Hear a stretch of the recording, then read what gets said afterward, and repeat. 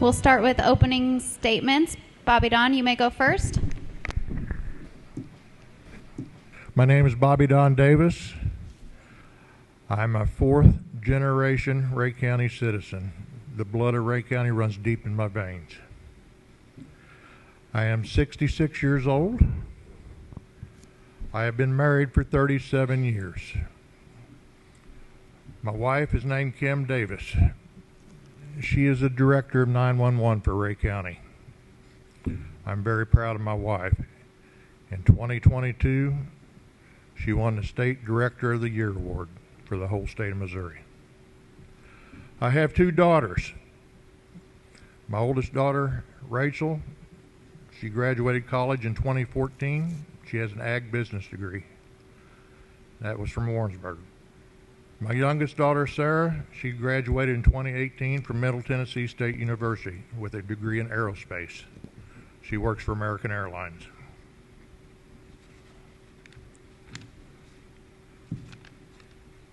As far as for myself, I graduated high school in 1976, National Honor Society.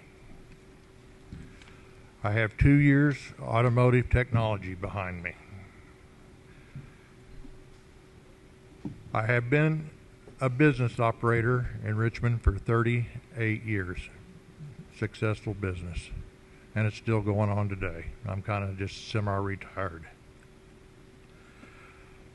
The one thing I am proud of that I will tell you all, this don't concern to the commission, but it's a lot to me, is I am a Boy Scout.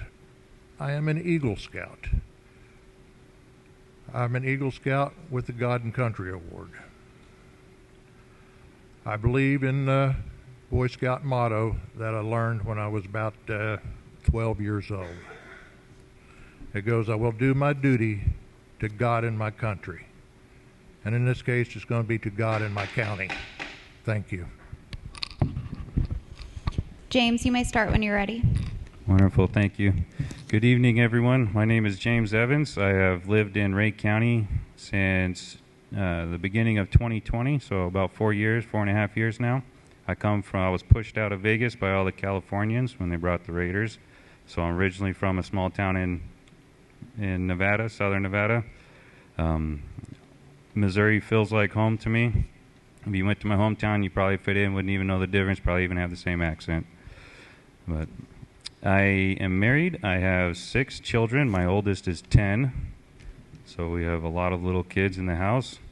I do have some small livestock here and there, and I was over-the-road trucker for about 5 or 6 years. I now do local deliveries. I'll haul tankers, which is usually hazardous liquids around the city, so everybody can do their production and everything.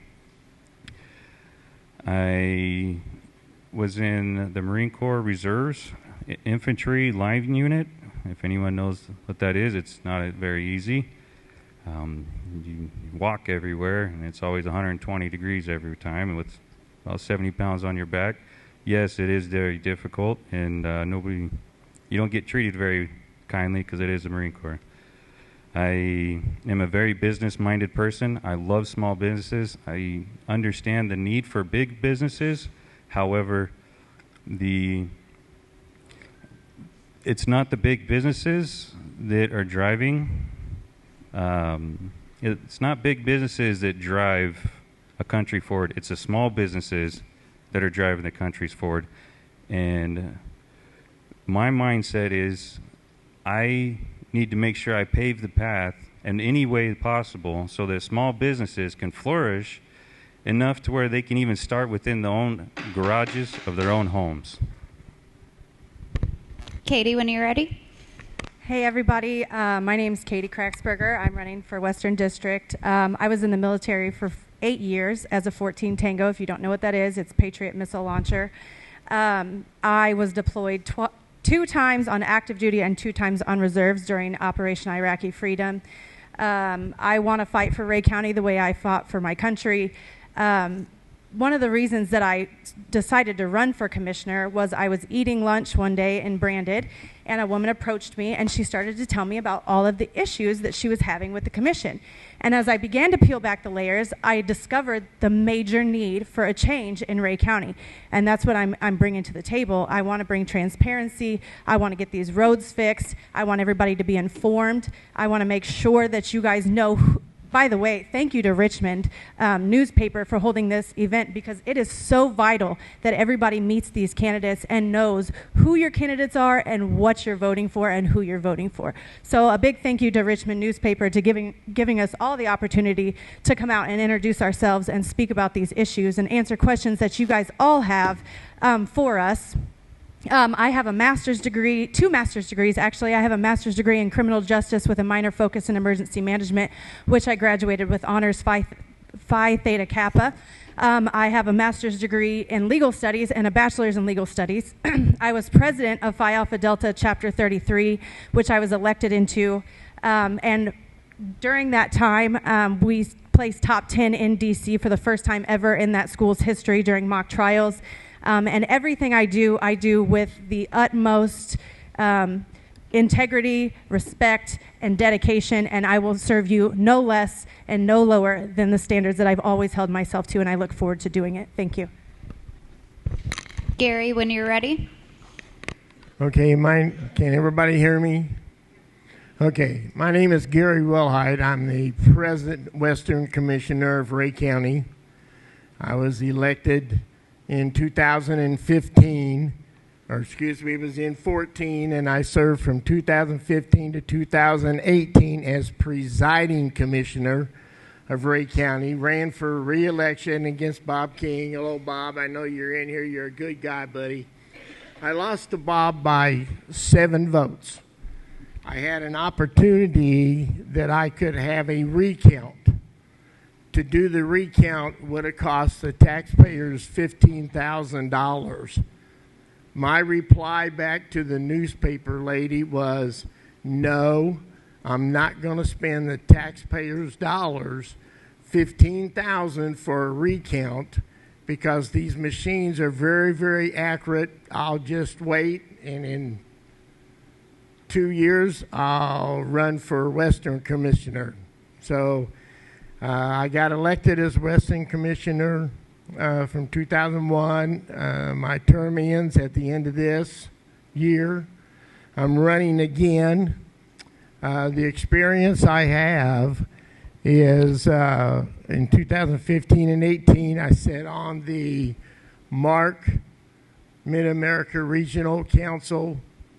I sat on their board, and I also sat on as a board member for their finance and employees for 4 years. Presently, I serve as the MoDOT 14 County. I sit on the board, and we take and inspect bridges that are in need of repair, and we grade them.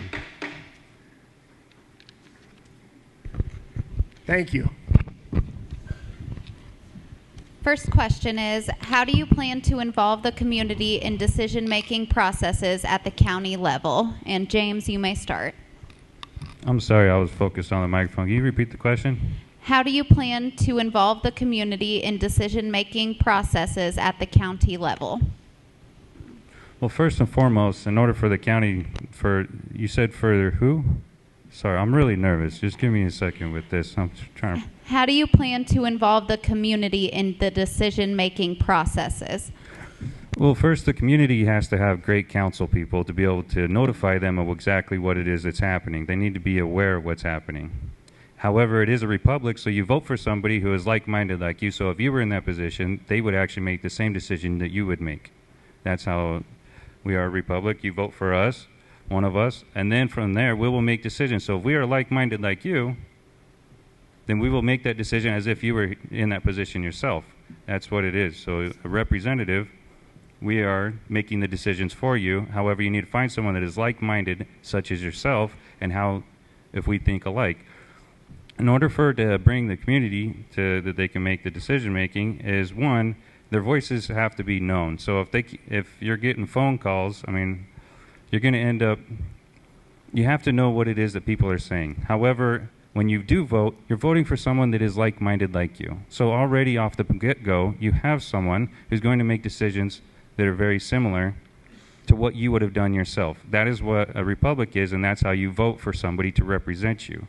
And so in this case, if I want to know where the community stands in a topic or a subject or anything that's happening, one, I would have to go and associate with everybody to find out exactly what it is. However, the people and the citizens of Ray County, they need to be aware of what's even happening. So that's where committee people would come in to be able to notify you. You need to have a place to look. And then from there, you can either let somebody know, but however, it really comes down to somebody's core beliefs. And that is where they will start making their decisions based off of those. And when your core beliefs are the same as a candidate's core beliefs, they will make decisions the way you do. Katie, when you're ready. So I do agree that it is important to know your candidates and where they stand. However, I am a conservative Republican, but I think that matters at the Senate level. I want to be bipartisan. I want to hear everybody's voice, and in order to do that, I intend to use social media. There has been I don't know if you guys saw the audit, but the audit literally, they got gigged for closed door meetings, vague minutes, things like that will stop under me. You will know every single meeting before it happens. You will know the topics, and I want to hear from you. It'll be open so that you can give me, hey, this road is graded poorly. You need to come out and look at it. Hey, we have a senior center that has walls that have holes in it. We need to raise money to fix this. I want to hear everybody's voices, whether you're Democrat, whether you're Republican, whether you're independent, whatever your stance is, I don't care. I want to hear your voice. And in order to do that, I intend to use social media. I intend to publish everything in detail for everybody, and I want everybody to be in the loop. And so that is what I am bringing to the table. I think social media will be one of our biggest assets for everybody, and I intend to have my commissioner page, if elected, will switch immediately to Western District, but I want to hear from Eastern District too. I don't want to just limit it to Western District. I want to hear everybody's voices, and I want to do the best that I can for everybody. So, Gary, whenever you're ready, you may start. Well, maybe I should start with this. Just recently, I don't know whether you all knew it or not, but there was a company trying to purchase land to build a marijuana facility down in Camden, Missouri. That vote that was taken was, I had 10 people in my district, which Camden is on the west side, sitting there, and when the vote came up, I just looked over at them and I said, you are my boss, you tell me what you want. They said, we don't want this in our area. And I said, I vote no. So that did not happen.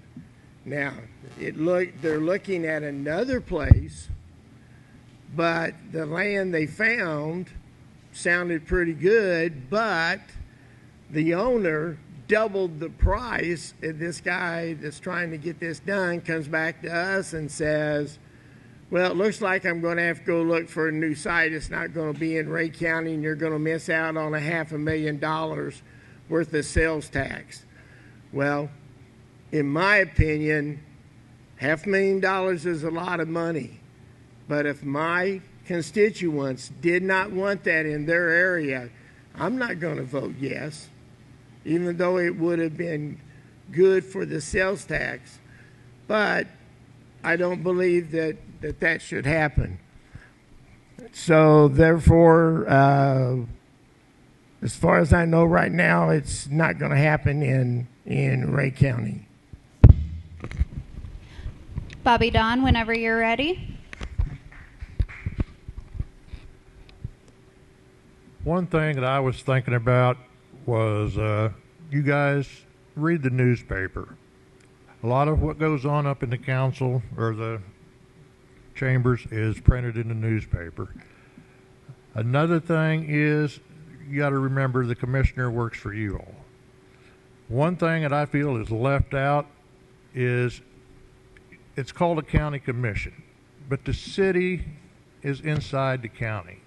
So I think we need to get city voice included in this also, so we can make decisions as a whole.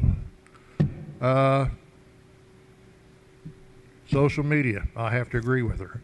That's another good way to get the message out of what we're doing.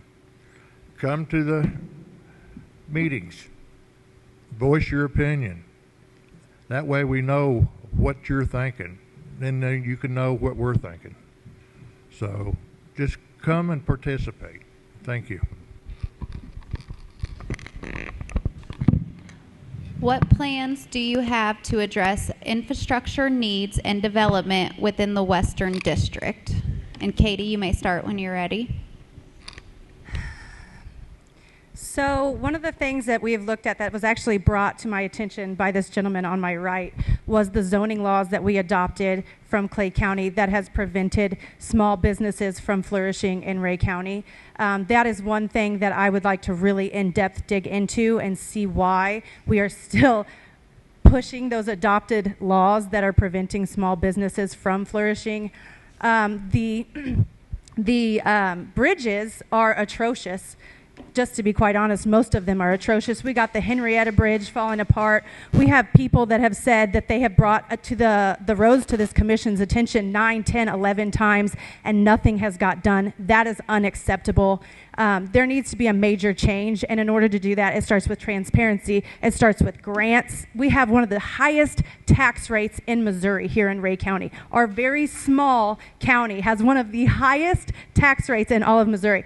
I don't want to tax everybody else again and again and again and keep increasing these tax rates. I want to look at grants. I want to start doing events. We need to do more events to bring in outside tourism to Ray County, like the Mushroom Festival. Everybody loves the Mushroom Festival. Why don't we have other events? Why aren't we, holding events for, like galas for mental health facilities, for youth activities that we don't have in Ray County? We need change, and in order to do change, we have to do it without adding money to the taxpayers, and we have to listen to your guys' voices. So that's what I would do. Gary, you may start when you're ready. Okay, to speak about the roads, this present commission, we got some ARPA money, American Rescue Act. We set aside for road and bridge equipment $1.2 million. Now, we have got 4 graders, 1 new, 3 of them we've got that had 2,000 hours or less on them. We have purchased 2 new F550 pickups, and they're going to have their Napa Hyde is working on putting hydraulics on the front so that we can put snow blades on both of them, which they can do 70 miles, 80 miles of snow removal, where a grader can only do like 3 miles in that time. So we've done that, and we also have a big Mack truck, dump truck, that is being made. It will not deliver until March of 25, and it's going to come to where we can haul bigger loads of rock. Now, the 2 F550s, one of them's going to be a flatbed so that in the summertime we can put our Notches weed sprayer on there and have one driver and one on the other side, and we're going to be spraying both sides of the roads for Notches weed. And then the other one is going to have a small dump bed on it so that we can go get smaller loads of rock where it's needed. And then when the Mack truck comes in, we'll be able to haul. Bobby Don, you may start when you're ready. I'm going to follow up some more on road and bridge. I have talked to a lot of the employees that work for Road and Bridge. I live up by Road and Bridge. They have a lot of new equipment. They have a lot of nice equipment. They have rock. The biggest problem your roads are not getting fixed is they don't have the manpower.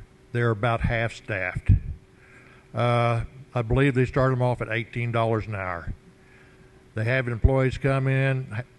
A lot of them can't pass the drug test. A lot of them are just not qualified. So what I'm looking to solve your problems with Road and Bridge is we got to get the wages up to attract people that know how to run a road grader, people that know how to run a backhoe, people that know how to fix bridges. So if you don't have the manpower, you can't fix things. As far as Ray County growing, I think we need to work with cities, communities, everybody work together to attract businesses. The more businesses we have, the more tax dollars we have, the more money we have to spend. Well, first you have to see how much, you have to get an assessment with anything. However much it costs, that's not my job. I don't know. I'm not an assessor. However, if it is how much it's going to end up costing, you let assessors do their jobs. They're good at it. Now, when they give you a number, now they've already gone through, seen the costs of everything, and you don't just get one opinion, you have to get multiple. Insurance companies know that you have to get multiple opinions. Assessments are free, by the way, almost always, because they want your money. However, so we started having a little bit of capitalism in using the infrastructure. They start to compete with each other. That's how we're going to lower our costs. That's how you lower the costs anywhere. So anyways, if you end up allowing businesses to give your assessments on infrastructure and anything that needs to be done, then from there you can start checking to see what the reviews are with those companies that are going to be doing this.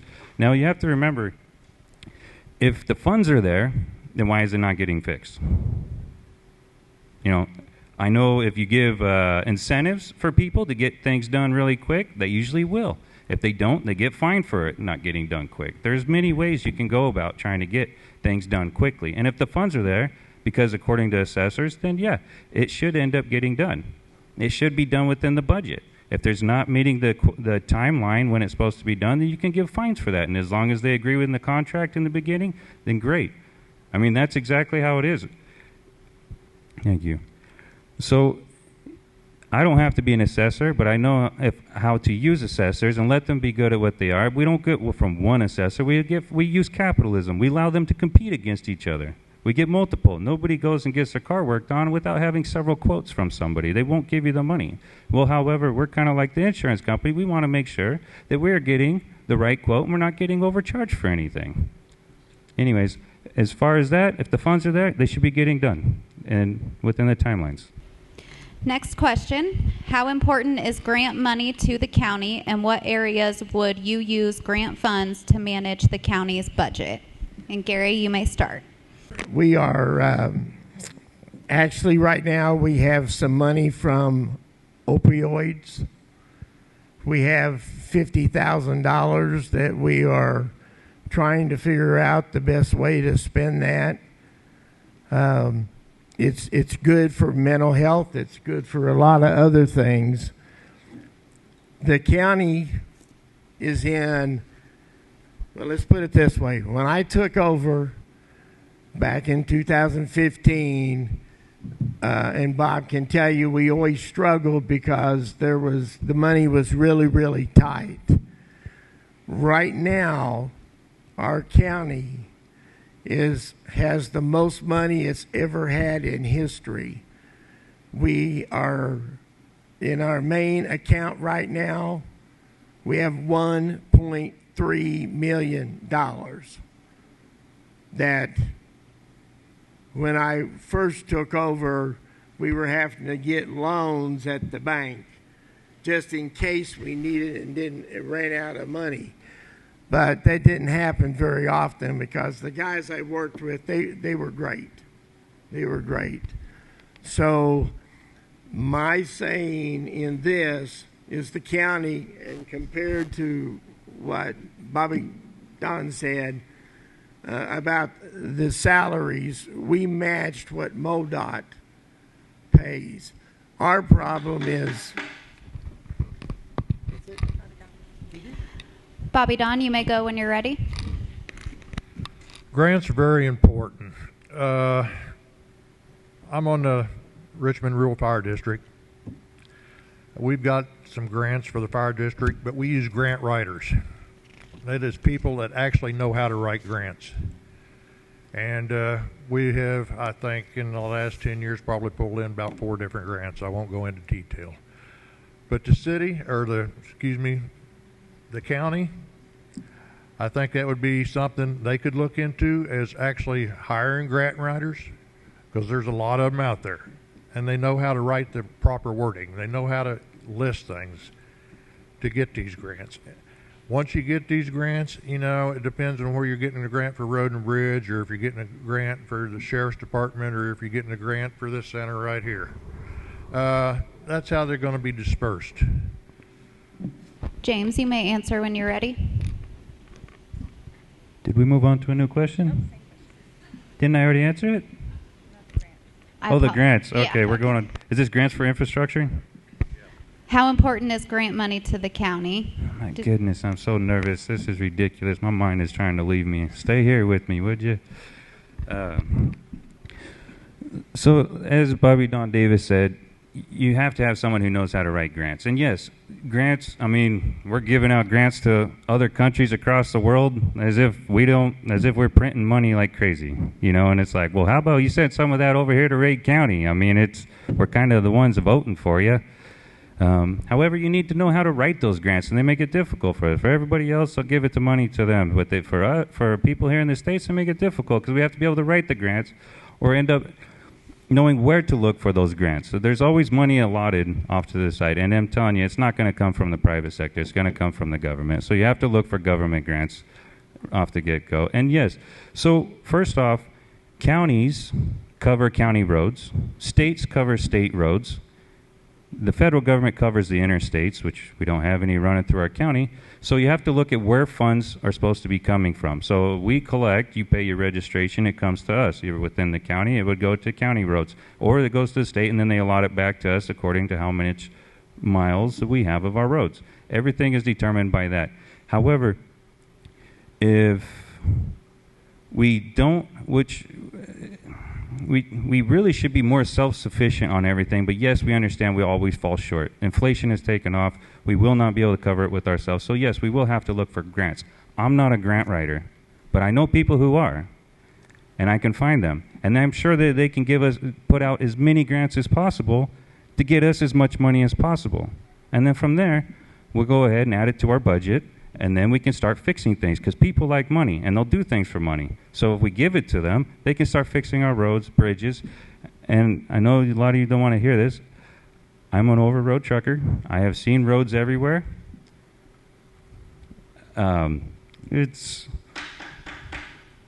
We'll fix roads.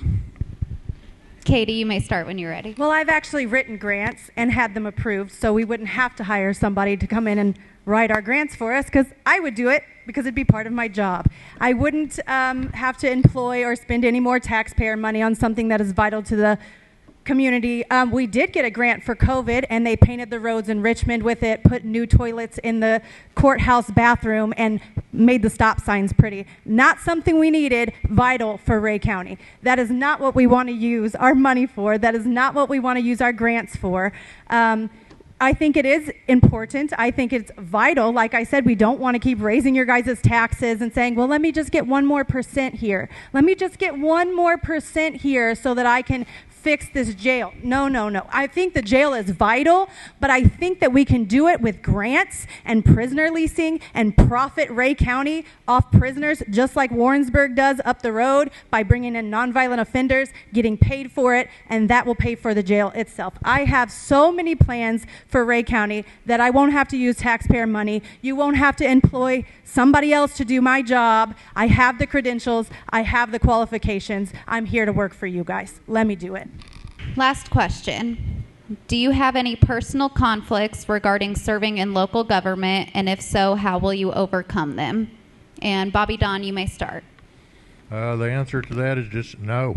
I have no personal conflicts with government. My biggest idea I would like to see on government right now is the two parties starting working together. Let's get back to being united. Let's work together as a country. Let's work together as a county. We're too divided. So that's my simple answer to that. James, you may start when you're ready.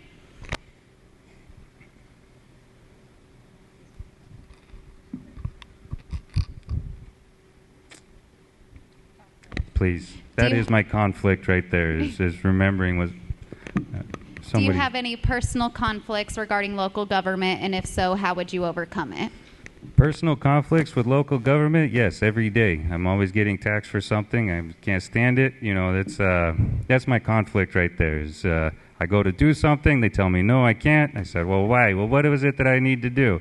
That's my conflict with the local governments, and on a personal level. I actually would like to roll back. You know, I'll stay on topic. So, on a personal level, I have none. But conflicts, government, yes, that is necessary to have government. You have to have it. That's where the checks and balances, where your neighbor doesn't come over and take your things, he goes to court. You have to have government. However, they don't need to keep pulling your hands back every time you try to run forward with an idea. That is the problem with the only personal conflicts that I have with local governments. I understand the question that is anything that I'm doing that's going to be conflicting with it, and do I need to change job or anything like that, or set up things so I'm if I get elected, then yes, I'll be ready for it. However, I will make all means. I'll probably pay. I'm going to be honest. Actually, I won't talk about that, but I mean, I'll still be honest, but that's something personal you don't need to know. So I will be truthful on everything. However, it's none of my personal things will be conflicted. Yes, it'll be tough, but it won't be, as far as trying to transition between my work that I do now and then trying to come over to do something that's different. However, I want to make it to where anyone that it does have a business or it is working somewhere in the local governments, to where it's not their own personal finances and everything that they're doing and where they're working will not conflict the business that they would like to create in their own homes and on their own properties. That's what I want to end up making. Katie, whenever you're ready. So I do not have any personal conflicts. My family is all blue-collar union workers. They all work construction. I don't have anybody that sits on the board of anywhere in Ray County. In fact, since we're being transparent and honest, and I preach that very, very religiously, all of my committee is registered. All of my credentials are registered. If I had a business, it would be in compliance with Missouri law, and I urge you all to look into all of your candidates and who's in compliance and who is not in compliance with Missouri laws, whose committees really exist and whose committees really don't exist that they're listing on their signs, and also look into your businesses that your constituents run. Look at our businesses, look at our professions, look into who's in compliance with Missouri law and who's in not. And if you want to know more, there'll be more on my Facebook tonight about it. Gary, whenever you're ready. Well, I'm gonna tell you the truth. This county has more money in its general revenue than it's ever had since I was first in office. We just got our report from the treasurer. There's $1.3 million in our general revenue, which is good, which is really good. The sales tax has helped tremendously. The other thing that's helped is that the money coming in from, when you buy something with your credit card or something like that, we have that money coming back in now on that 1 cent sales tax. As long as it gets sent to Ray County, we get the sales tax, a percentage of that sales tax back. But the county is in real good shape. We are working hard to do everything we can, especially with the roads. It's trying to get somebody to come to work. Like he said, they'll come in, they'll say, oh, yeah, I got my CD. Okay, we need to make a copy of it. Oh, well, I can't find it. So, but we're working at looking at the possibility of trying to pay more for the road and bridge to get more people.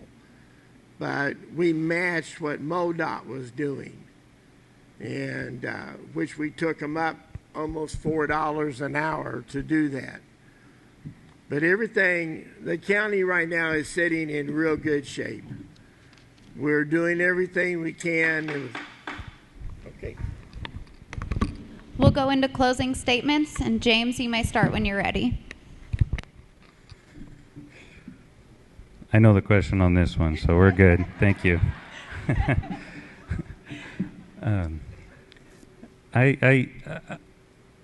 I don't like politics.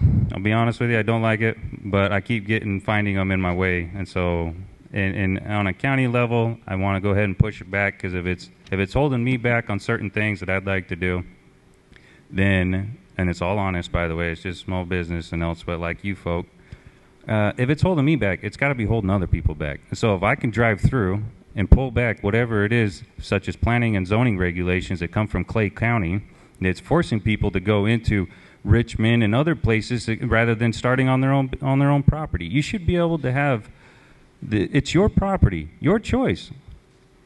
Unless it's an eyesore, ear sore, nose sore, or a safety concern, you don't need to get your neighbors involved unless it goes outside of that. Who here has an idea that they would love to just start a business? Who's had all these ideas? Something, even if it's something small. One of the biggest companies ever, Apple, ended up starting in the garage in California. A garage in California. They'd be killed today, and feel like they're killed in California, because California would never let anything like that. We need to go back to allowing people to start with these small businesses. And when you do that, guess what? Moms can start having businesses in the homes because they're with their children, and that's where they are. They can do something on the side. And then not only that, guess who also benefits? The fathers can teach their children how to end up working in a business or something like that. The hardest part about a small business is a startup. And 1 out of 10 businesses don't even make it to the second year. So we should be supporting small businesses, trying to pull back anything rather than trying to pull back anything to allow them to be prosperous with what little bit that they have, so they don't have to borrow against anything and using their retirements to try to fund these things. I want to get rid of planning and zoning regulations, go with something that's completely a lot more relaxed and easier for small businesses such as yourself. Thank you. Katie, whenever you're ready. So if you elect me, you're getting transparency. You're going to know who's in control of your money, your tax dollars, where they're going, what we're doing with it, what our plan is to save you guys money, and how we're going to fix this county. I want to bring the audit from a 1, which is the worst possible rating. Ray County is not in a good place right now. I don't care what's been said up here today. We're not in a good place. When you're scoring a 1 out of 5, that's not good. So we need to get it up to a 5 out of 5. We need transparency. We need to end the closed door meetings. We need to save our taxpayers money. We need more relaxed laws for our planning and zoning to enable small businesses to flourish out here. We need tourism in here. We need to listen to the people when they say, listen, these four-wheelers are running all night long. We cannot sleep. They are backed up to our property. They're devaluing our property. We need to listen to our people. That's what we're missing. No more hidden facts, no more hidden meetings, none of it. It all needs to stop, and it all needs to change. And if you vote for me, that's what you're getting, is change and credentials and qualifications. Thank you. Gary, you may start when you're ready. Okay. Well, I'm going to put it to you this way. I love doing what I do, working for the county, working for the people of Ray County. The decisions that we make up there, we feel that are the best decisions for Ray County. And in closing, I have one thing to say, and that is I put my faith in God. And if God feels like that my job is not done at Ray County, He will help me get there.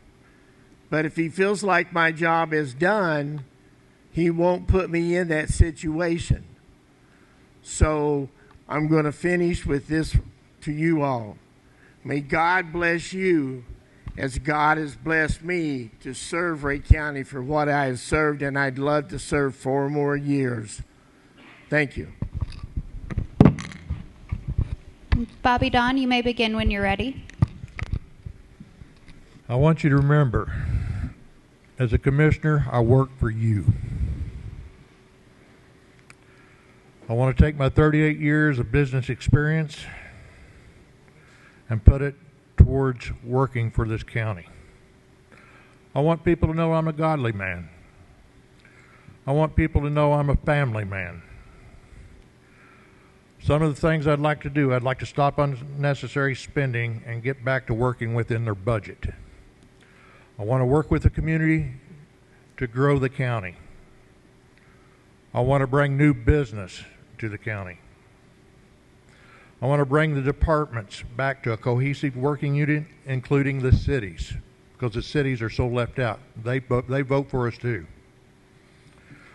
I want to address the condition of the county roads, which I talked about earlier. I've already checked it out, guys. We need more people working up there to get your county roads fixed.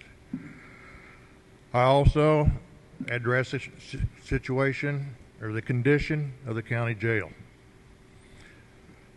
But one of the biggest things I'm going to leave you with is if I'm elected commissioner, the commission will go back to working 5 days a week. It can't be fixed in 2. You got to work 5 days a week to fix this. Also, I surround myself with smart people. I've got 2 commissioners in my phone that if anything goes wrong or something, or I need advice, I can call them.